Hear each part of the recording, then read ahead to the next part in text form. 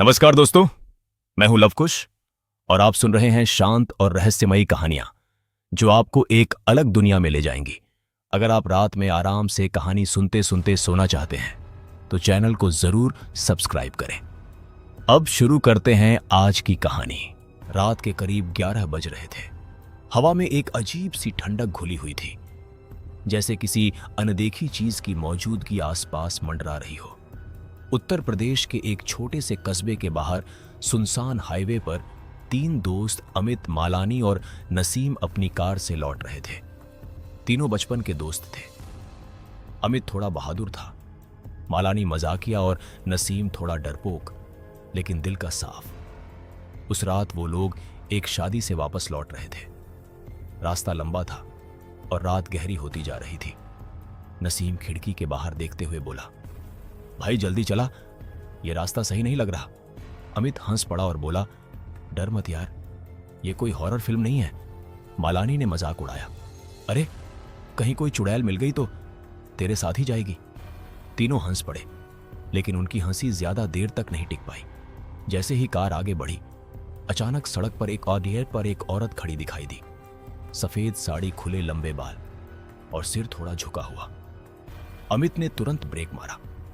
मालानी धीरे से बोला, ये यहां क्या कर रही है? नसीम की सांसें तेज हो गईं। उसने कहा, भाई मत रुक, ये ठीक नहीं है। लेकिन अमित ने कार रोक दी और बोला, शायद किसी को मदद चाहिए। वह कार से बाहर उतर गया। ठंडी हवा अचानक और तेज हो गई। अमित धीरे धीरे उस औरत के पास गया और बोला, मैडम अब ठीक है। लेकिन औरत ने कोई जवाब नहीं दिया, बस धीरे धीरे अपना सिर ऊपर उठाया। और जैसे ही अमित ने उसका चेहरा देखा, उसकी आंखें पूरी काली थीं। चेहरे पर अजीब सी मुस्कान और होठों से हल्का सा खून बह रहा था। अमित डर के मारे पीछे हट गया और बोला, ये क्या है? तभी वो औरत अचानक जोर जोर से हंसने लगी। उसकी हंसी इतनी डरावनी थी कि कार के अंदर बैठे नसीम और मालानी के रोंगटे खड़े हो गए। नसीम जोर से चिल्लाया, अमित वापस आ। अमित भागकर कार में आया और तुरंत कार स्टार्ट करने की कोशिश करने लगा, लेकिन कार स्टार्ट ही नहीं हुई। बार बार कोशिश करने पर भी इंजन बंद रहा। तभी पीछे की सीट से किसी के बैठने की आवाज आई। तीनों ने धीरे धीरे पीछे देखा और उनकी सांसें रुक गईं। वही औरत अब कार के अंदर बैठी थी। मालानी की आवाज कांप गई और उसने कहा, ये अंदर कैसे आई? औरत धीरे धीरे बोली, मुझे मेरे घर छोड़ दो। उसकी आवाज इंसानी नहीं थी, जैसे कई आवाजें एक साथ बोल रही हों। अमित ने डरते हुए पूछा, कहां जाना है? औरत ने सामने इशारा करते हुए कहा, आगे जंगल के अंदर। नसीम लगभग रोने लगा और बोला, भाई मत जा, ये हमें मार देगी। तभी अचानक कार अपने आप स्टार्ट हो गई और बिना अमित के एक्सेलरेटर दबाए आगे बढ़ने लगी। अब कार किसी के कंट्रोल में नहीं थी। सड़क खत्म हुई और कार कच्चे रास्ते पर मुड़ गई। चारों तरफ घना जंगल था। कोई आवाज नहीं थी, सिर्फ पेड़ों की सरसराहट और पीछे बैठी वो औरत लगातार हंस रही थी। थोड़ी देर बाद कार एक पुराने खंडहर के सामने जाकर रुक गई। औरत ने कहा, यही मेरा घर है। कार का दरवाजा अपने आप खुल गया और वह धीरे धीरे बाहर उतरी, लेकिन जाने से पहले उसने पीछे मुड़कर देखा और बोली, अब तुम भी यहीं रहोगे। यह सुनते ही तीनों के शरीर में सिहरन दौड़ गई। अचानक खंडहर के अंदर से कई परछाइयां बाहर आने लगीं। छोटे बड़े अजीब आकार के शरीर, बिना चेहरे के लोग जो उनकी तरफ बढ़ रहे थे। अमित ने जोर से चिल्लाया, भागो! तीनों कार से कूदकर भागे। पीछे से वो परछाइयां उनका पीछा करने लगीं। भागते भागते नसीम गिर गया। मालानी उसे उठाने लगा, लेकिन तभी जमीन के अंदर से एक काला हाथ निकला और उसने नसीम का पैर पकड़ लिया। नसीम जोर जोर से चिल्लाने लगा, बचाओ! अमित तुरंत वापस दौड़ा और पूरी ताकत से नसीम को खींचा। किसी तरह उसका पैर उस हाथ से छूटा और तीनों जान बचाकर भागते रहे। आखिरकार जब वे जंगल से बाहर सड़क पर पहुंचे तो अचानक सब कुछ शांत हो गया।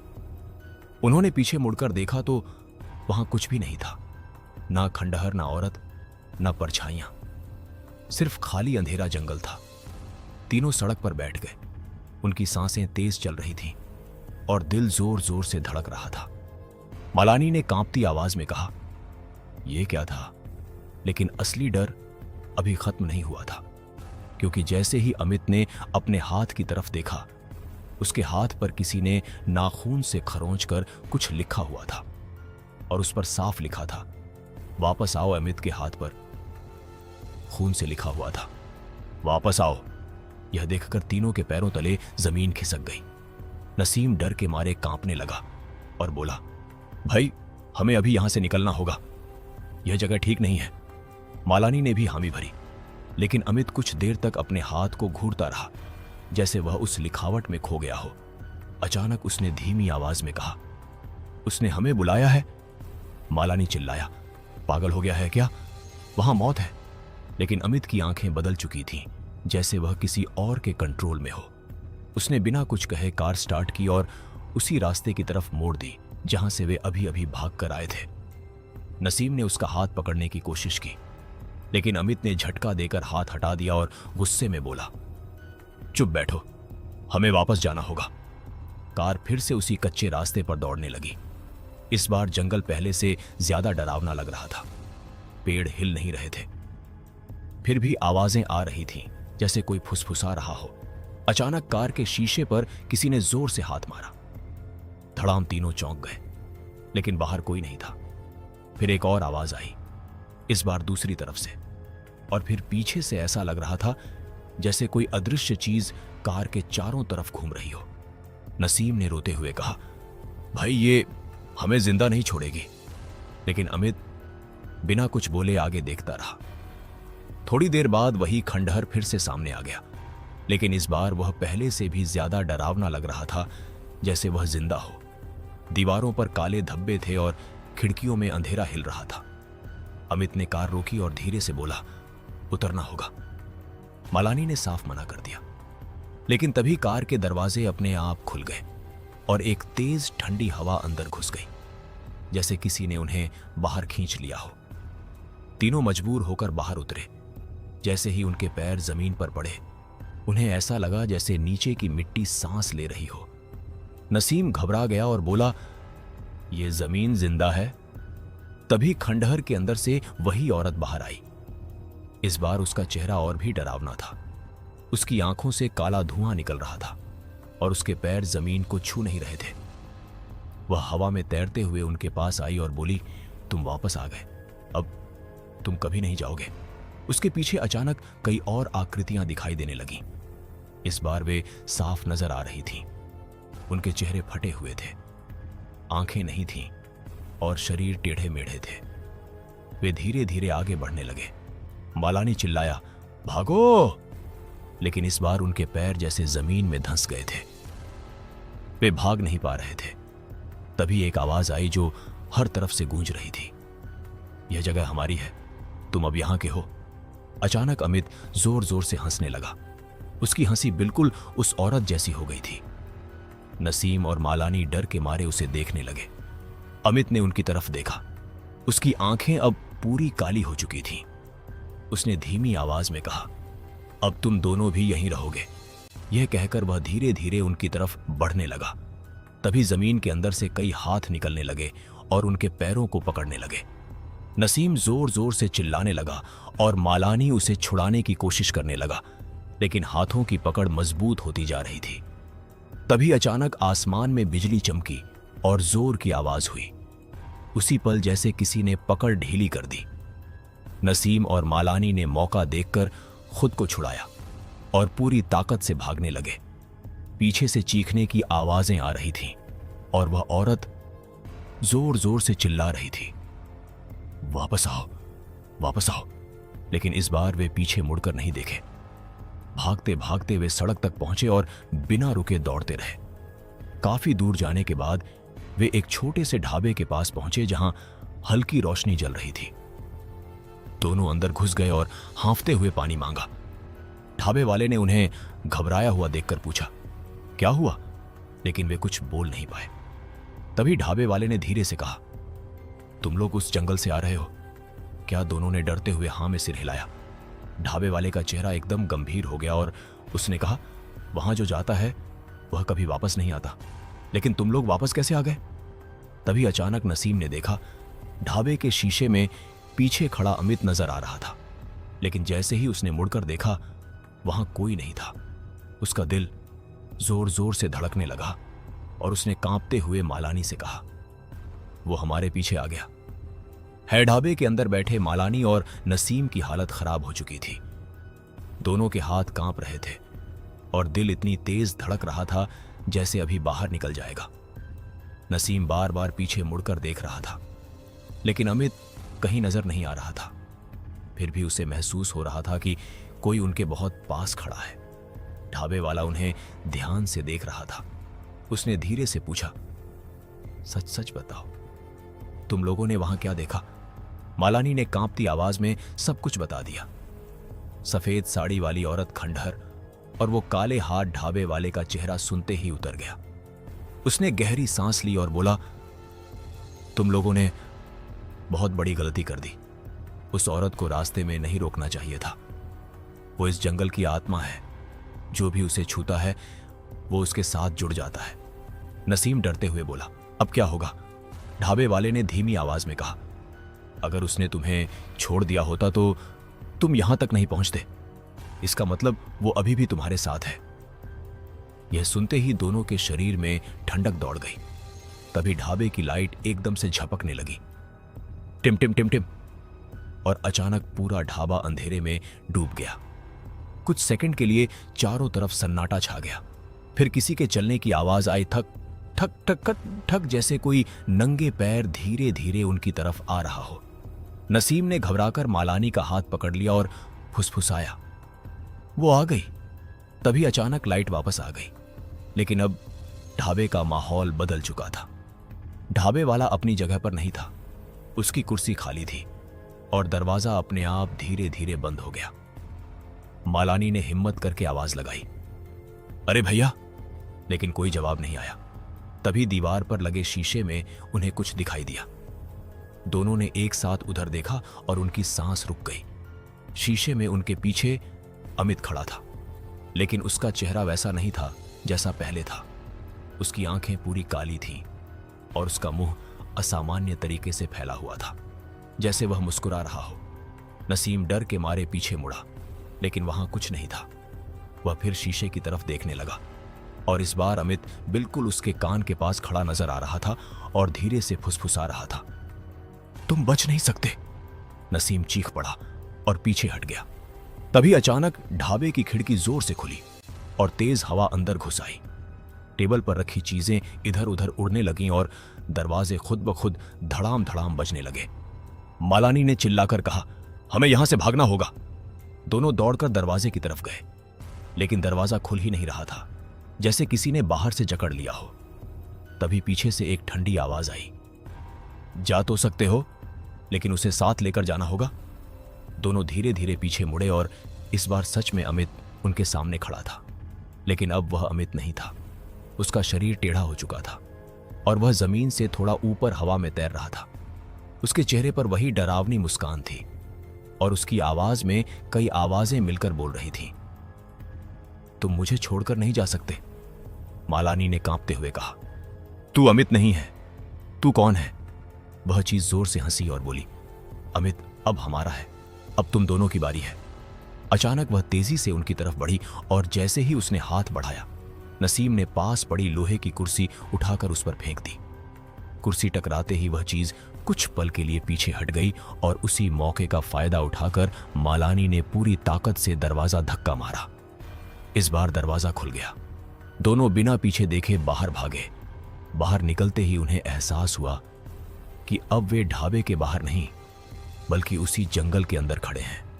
चारों तरफ घना अंधेरा और पेड़ों के बीच से आती फुसफुसाहट की आवाजें अचानक उनके सामने कई परछाइयां बनने लगीं और धीरे धीरे घेरने लगीं। नसीम रोने लगा और बोला, अब हम नहीं बचेंगे। तभी पीछे से अमित की आवाज आई, क्यों भाग रहे हो? वापस आ जाओ, अब यही तुम्हारा घर है। मालानी ने हिम्मत जुटाई और जोर से चिल्लाया, नहीं, हम यहां से निकलेंगे। और उसने नसीम का हाथ पकड़कर दूसरी दिशा में भागना शुरू कर दिया। दोनों पूरी ताकत से दौड़ रहे थे। पीछे से चीखने और हंसने की आवाजें उनका पीछा कर रही थीं। अचानक सामने एक पुराना मंदिर दिखाई दिया, जिसके अंदर हल्की सी रोशनी जल रही थी। दोनों बिना सोचे मंदिर के अंदर घुस गए। जैसे ही वे अंदर पहुंचे, बाहर की सारी आवाजें बंद हो गईं। मंदिर के अंदर अजीब सी शांति थी, लेकिन वह शांति भी डरावनी लग रही थी। नसीम ने धीरे से कहा, शायद हम बच गए।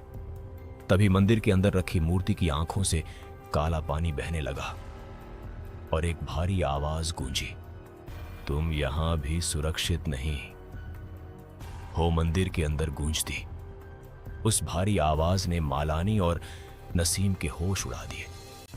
दोनों एकदम जड़ हो गए। उनकी आंखें मूर्ति पर टिक गईं, जिसकी आंखों से काला पानी बह रहा था और धीरे धीरे पूरा फर्श गीला हो रहा था। नसीम कांपते हुए बोला, यह जगह भी सुरक्षित नहीं है, हमें यहां से निकलना होगा। लेकिन जैसे ही वह पीछे मुड़ा, मंदिर का दरवाजा अपने आप बंद हो चुका था। मालानी ने दौड़कर दरवाजा खोलने की कोशिश की, लेकिन दरवाजा पत्थर की तरह जाम हो गया था। तभी मंदिर के अंदर की दीवारों पर अजीब अजीब परछाइयां उभरने लगीं, जो हिल रही थीं जैसे जिंदा हों, और धीरे धीरे उन परछाइयों का आकार इंसानों जैसा बनने लगा।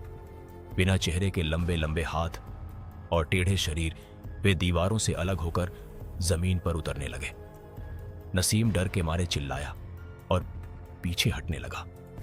तभी उसके पैर उस काले पानी में फिसल गए और वह गिर पड़ा। जैसे ही उसका हाथ उस पानी में पड़ा, उसने महसूस किया कि वह पानी नहीं, बल्कि कुछ चिपचिपा और गर्म है, जैसे खून हो। वह घबराकर उठने लगा। तभी उस काले तरल में से छोटे छोटे हाथ निकलने लगे, जो उसकी कलाई पकड़ने लगे। नसीम जोर जोर से चिल्लाने लगा।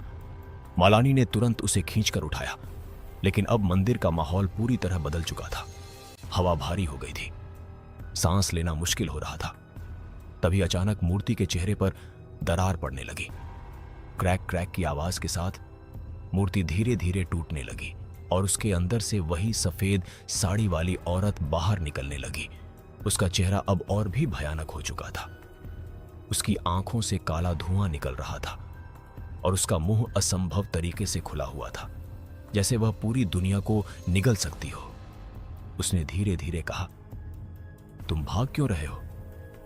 तुम तो मेरे मेहमान हो। मालानी ने नसीम का हाथ पकड़ा और पीछे हटते हुए बोला, हमें रास्ता दे दे।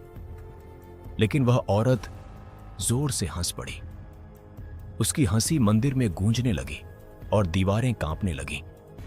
तभी अचानक मंदिर की छत से राख और धूल गिरने लगी और चारों तरफ अंधेरा छा गया। अब सिर्फ उस औरत की आंखें चमक रही थीं और आसपास खड़े साए धीरे धीरे उनकी तरफ बढ़ रहे थे। तभी पीछे से किसी ने मालानी के कंधे पर हाथ रखा। उसने डरते हुए पीछे देखा और उसकी चीख निकल गई। पीछे अमित खड़ा था, लेकिन अब वह पूरी तरह बदल चुका था। उसका शरीर सड़ चुका था और उसकी आंखों में वही काला खालीपन था। उसने मुस्कुराते हुए कहा, तुम दोनों को बहुत देर हो गई, अब यहां से कोई नहीं जाता। यह कहकर उसने नसीम की तरफ हाथ बढ़ाया। तभी अचानक मंदिर के बीचों बीच जमीन फटने लगी और उसमें से तेज लाल रोशनी निकलने लगी, जैसे नीचे कोई आग जल रही हो। उस रोशनी के साथ ही कई चीखें सुनाई देने लगीं, जो इंसानी नहीं थी, बल्कि किसी और दुनिया की लग रही थी। नसीम ने हिम्मत जुटाकर पास पड़ी, एक घंटी उठाई और जोर से बजा दी। घंटी की आवाज पूरे मंदिर में गूंज उठी और जैसे ही आवाज फैली, अचानक सब कुछ रुक गया। वो औरत, साए और अमित कुछ पल के लिए स्थिर हो गए, जैसे किसी ने उन्हें रोक दिया हो। मालानी ने मौका देखकर नसीम को खींचा और बोला, भाग। दोनों दरवाजे की तरफ दौड़े और इस बार दरवाजा खुद ब खुद खुल गया। वे बाहर निकलकर बिना पीछे देखे भागने लगे। पीछे से फिर वही डरावनी आवाज गूंजी, तुम भाग नहीं सकते, तुम अब हमारे हो। दोनों जंगल में भागते रहे। कांटे उनके शरीर को काट रहे थे, लेकिन वे रुके नहीं। कुछ देर बाद वे एक सूनी सड़क पर आ गए, जहां दूर एक बाइक खड़ी थी। ऐसा लग रहा था जैसे कोई उन्हें वहीं छोड़ गया हो। मालानी ने कहा, जल्दी बैठ। दोनों बाइक पर बैठे और जैसे ही स्टार्ट किया, बाइक खुद ही तेज रफ्तार से चलने लगी, जैसे कोई अदृश्य शक्ति उसे चला रही हो। नसीम ने पीछे मुड़कर देखा और उसका खून जम गया।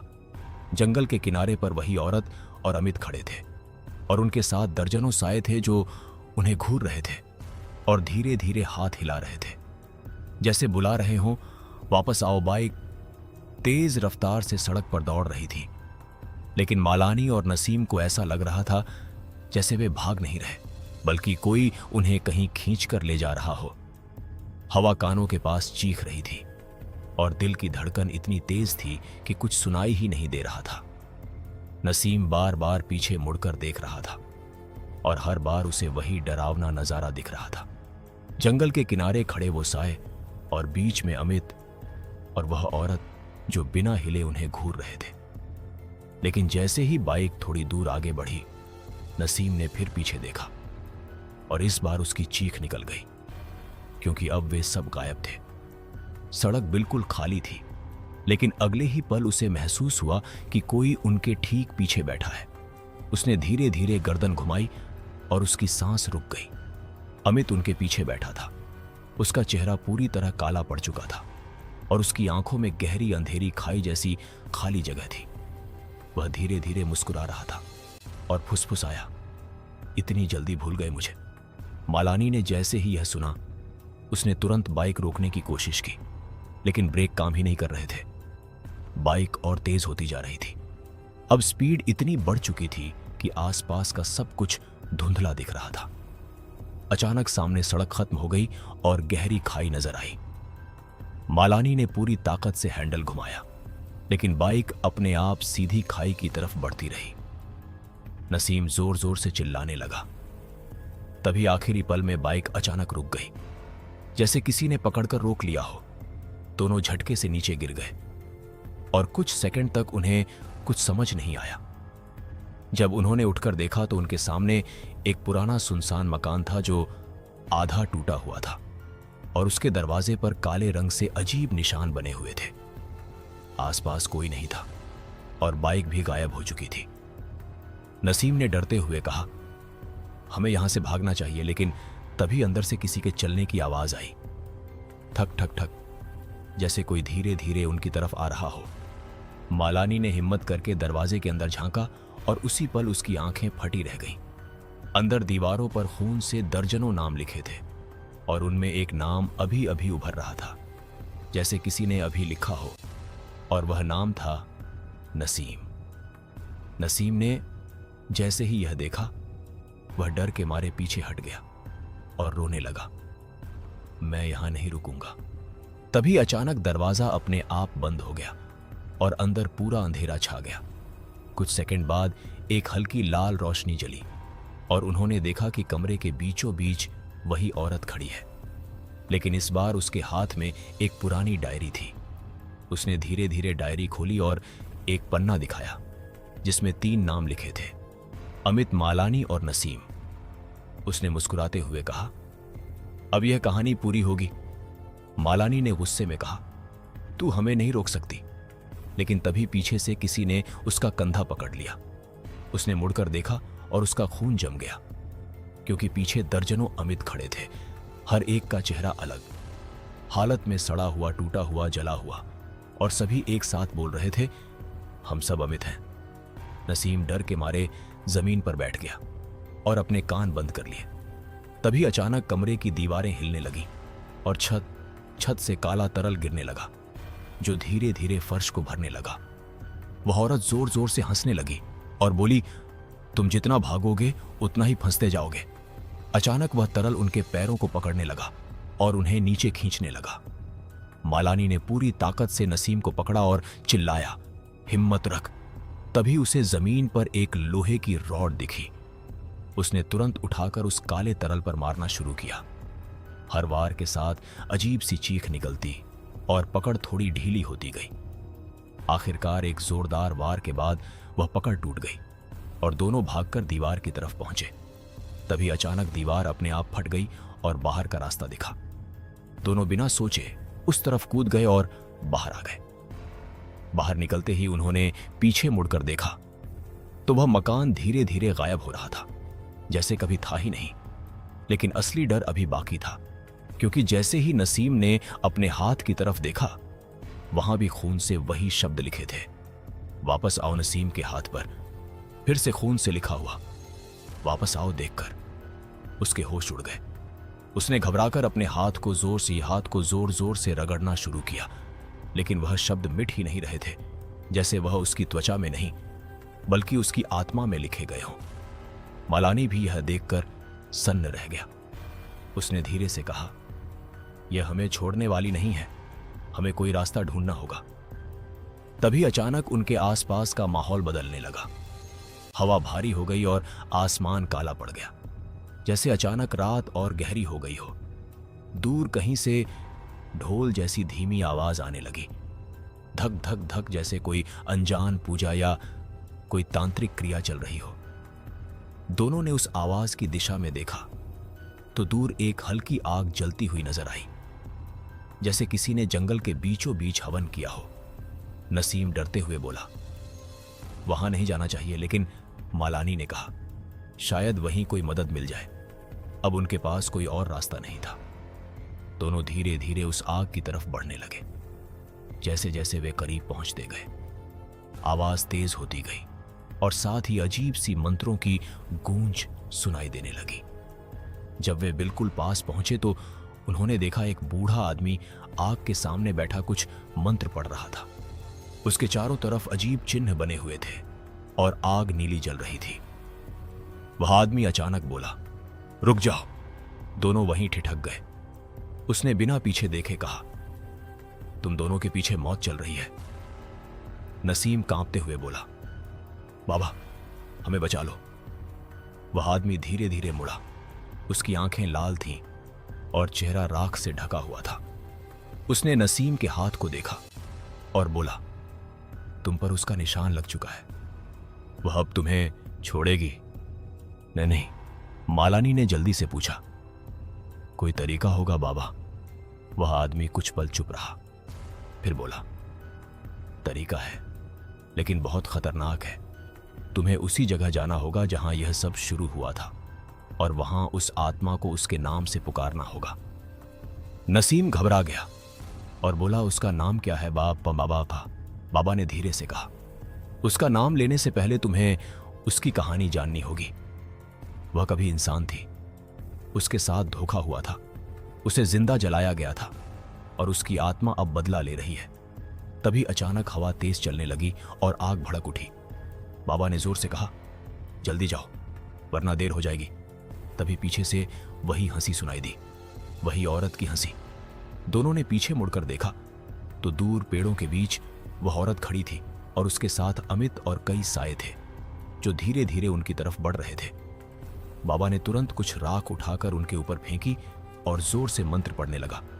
जैसे ही राख उनके शरीर पर पड़ी, कुछ सेकंड के लिए सब कुछ शांत हो गया। वह औरत और साए वहीं रुक गए, जैसे कोई दीवार आ गई हो।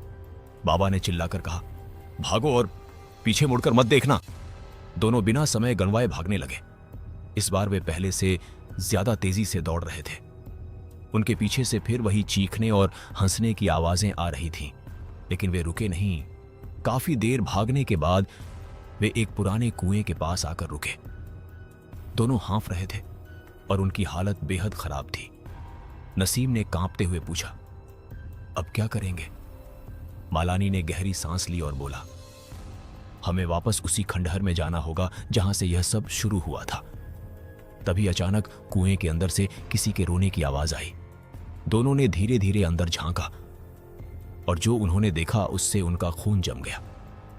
कुएं के अंदर पानी नहीं था, बल्कि उसमें कई चेहरे नजर आ रहे थे जो ऊपर की तरफ देख रहे थे और धीरे धीरे एक साथ बोल रहे थे। कुएं के अंदर अमित का चेहरा देखकर नसीम और मालानी की सांसें जैसे थम गईं। नसीम डर के मारे पीछे हट गया और लगभग गिरते गिरते बचा। उसकी आवाज कांप रही थी। उसने कहा, यह हमें जिंदा नहीं छोड़ेगा। मालानी ने खुद को संभालते हुए कहा, हमें डरना नहीं है, अब वापस जाना ही पड़ेगा। तभी कुएं के अंदर से एक तेज चीख गूंजी और अचानक सारे चेहरे एक साथ हंसने लगे। वह आवाज इतनी डरावनी थी कि दोनों ने अपने कान बंद कर लिए, लेकिन आवाज उनके दिमाग के अंदर गूंज रही थी। तभी अचानक कुएं के अंदर से काले धुएं का गुब्बार निकला और हवा में फैलने लगा। उस धुएं के अंदर उन्हें कई आकृतियां नजर आने लगीं, जैसे वे आत्माएं आजाद होकर बाहर आ रही हों। मालानी ने तुरंत नसीम का हाथ पकड़ा और चिल्लाया, यहां से हटो। दोनों पीछे हटे, लेकिन तभी जमीन उनके नीचे कांपने लगी, जैसे कुछ बहुत बड़ा होने वाला हो।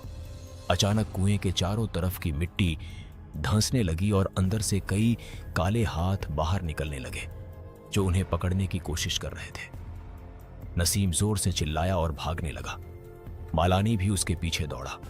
दोनों बिना रुके भागते रहे और आखिरकार फिर उसी जंगल के रास्ते पर पहुंच गए। लेकिन इस बार जंगल पहले जैसा नहीं था। पेड़ों पर अजीब अजीब निशान बने हुए थे और हवा में जली हुई चीजों की बदबू आ रही थी। ऐसा लग रहा था जैसे पूरा जंगल किसी आग में जल चुका हो। तभी उन्हें दूर वही खंडहर दिखाई दिया जहां से यह सब शुरू हुआ था। लेकिन इस बार खंडहर के चारों तरफ काले धुएं का घेरा बना हुआ था और अंदर से हल्की हल्की लाल रोशनी आ रही थी। नसीम ने कांपते हुए कहा, हमें सच में अंदर जाना होगा। मालानी ने गहरी सांस ली और बोला, यही आखिरी रास्ता है। दोनों धीरे धीरे खंडहर की तरफ बढ़ने लगे।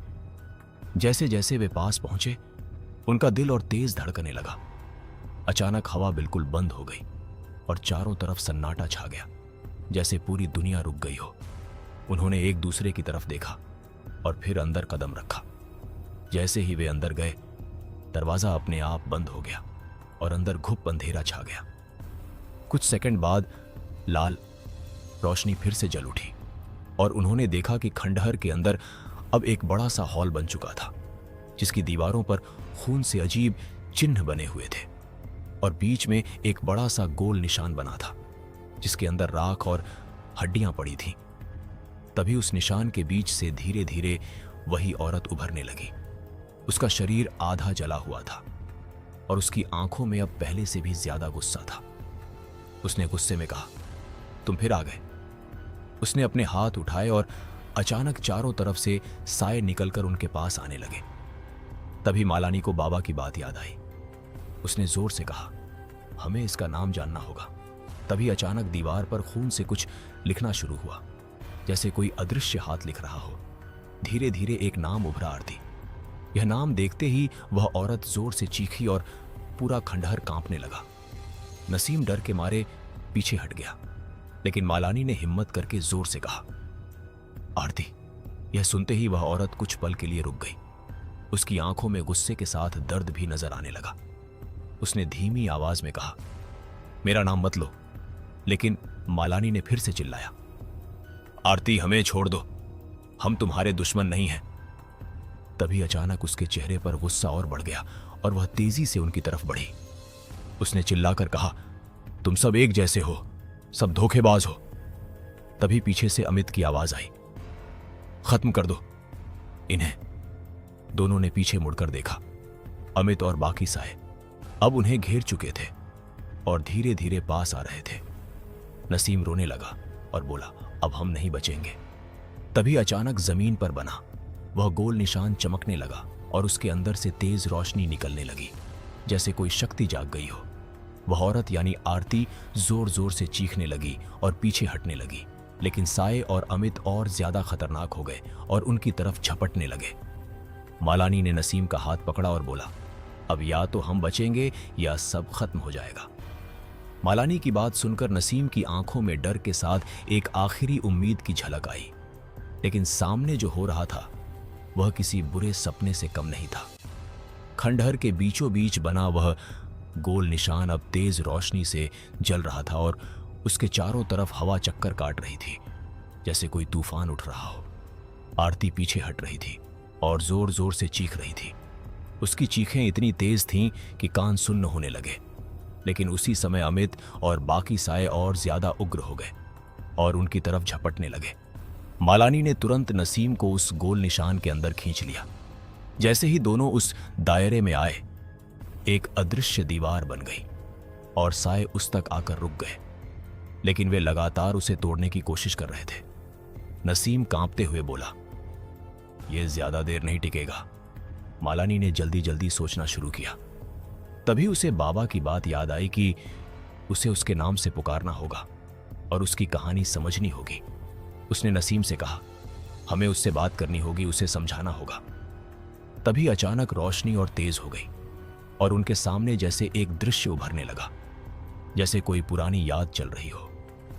उन्होंने देखा एक गांव की लड़की जिसे लोग आरती कहकर बुला रहे थे। वह खुश थी, हंस रही थी, लेकिन अचानक दृश्य बदल गया। गांव वाले उसे घेर लेते हैं, उस पर झूठा आरोप लगाते हैं और उसे एक कमरे में बंद कर देते हैं। वह रोती है, चिल्लाती है, लेकिन कोई नहीं सुनता। फिर आग लगा दी जाती है और वह जिंदा जल जाती है। उसकी चीखें गूंजती रहती हैं और वही चीख अब खंडहर में सुनाई दे रही थी। दृश्य खत्म होते ही दोनों की आंखों से आंसू निकल आए। नसीम ने धीमी आवाज में कहा, उसके साथ बहुत गलत हुआ। मालानी ने सिर हिलाया और जोर से बोला, आरती, हम तुम्हारा दर्द समझते हैं। हम तुम्हारे दुश्मन नहीं हैं, हम तुम्हें आजाद करने आए हैं। यह सुनते ही आरती कुछ पल के लिए शांत हो गई। उसकी आंखों में दर्द साफ दिख रहा था। लेकिन तभी अमित और बाकी साए जोर से चीखने लगे, जैसे वे उसे भड़का रहे हों। अमित चिल्लाया, झूठ बोल रहे हैं, ये भी तुम्हें धोखा देंगे। आरती का चेहरा फिर से गुस्से से भर गया और उसने जोर से चिल्लाकर कहा, सब धोखेबाज हैं। तभी दायरे की रोशनी कमजोर होने लगी और साए अंदर घुसने लगे। नसीम घबरा गया और बोला, अब क्या करें? मालानी ने आखिरी हिम्मत जुटाई और जोर से कहा, आरती, अगर तुम हमें मारोगी तो तुम भी हमेशा के लिए इसी अंधेरे में फंसी रहोगी। लेकिन अगर तुम हमें छोड़ दो तो हम तुम्हारी कहानी दुनिया को बताएंगे और तुम्हें न्याय दिलाएंगे। यह सुनते ही सब कुछ एकदम शांत हो गया। आरती की आंखों से काला धुआं धीरे धीरे कम होने लगा और उसकी चीखें सिसकियों में बदल गईं। वह धीरे धीरे उनके करीब आई, लेकिन इस बार उसके चेहरे पर गुस्सा नहीं बल्कि दर्द था। उसने धीमी आवाज में कहा, क्या सच में तुम मेरी मदद करोगे? मालानी ने बिना डरे कहा, हां, हम वादा करते हैं। तभी अचानक अमित जोर से चिल्लाया, नहीं, और वह पूरी ताकत से उनकी तरफ झपटा। लेकिन जैसे ही वह दायरे में घुसा, तेज रोशनी भड़क उठी और एक जोरदार आवाज हुई। अमित वहीं रुक गया और उसके शरीर से काला धुआं निकलने लगा। वह दर्द से चीखने लगा और धीरे धीरे जमीन पर गिर गया। बाकी साए भी एक एक करके पीछे हटने लगे और गायब होने लगे।